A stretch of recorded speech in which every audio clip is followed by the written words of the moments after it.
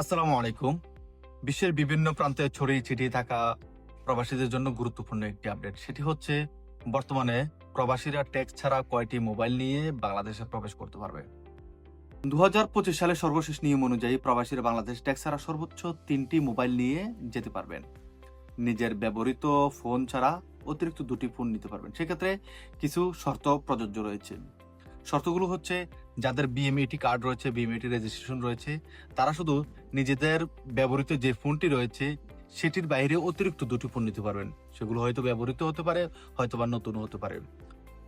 সর্বমোট কথা হচ্ছে ৩টি মোবাইল সে ট্যাক্স ছাড়া এয়ারপোর্ট দিয়ে বাংলাদেশে প্রবেশ করতে পারবে।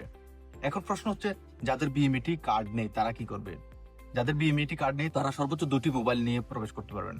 সেটি হচ্ছে তাদের ব্যবহৃত একটি ফোন এবং অতিরিক্ত একটি ফোন। এবং এই অতিরিক্ত একটি ফোনের ক্ষেত্রে তাদের অবশ্যই বৈধ কাগজপত্র লাগবে। নতুন আরেকটি নিয়ম হচ্ছে প্রবাসীরা যে মোবাইলগুলো বাংলাদেশে নিয়ে যাবেন সেগুলো ৬০ দিনের ভিতরে রেজিস্ট্রেশন করতে ফেলতে হবে বিটিআরসি থেকে। কারণ হচ্ছে এই ৬০ দিন পর্যন্ত যখন চলবে, এই ৬০ দিন পর্যন্ত আপনাদের মোবাইলগুলোতে নেটওয়ার্ক থাকবে। ৬০ দিন পরে এই মোবাইলের নেটওয়ার্কগুলো স্বয়ংক্রিয়ভাবে বন্ধ হয়ে যাবে। যদি এই ৬০ দিনের আগে আপনারা রেজিস্ট্রেশন করে ফেলবেন তাহলে আজীবন আপনারা এই মোবাইলগুলো চালাতে পারবেন।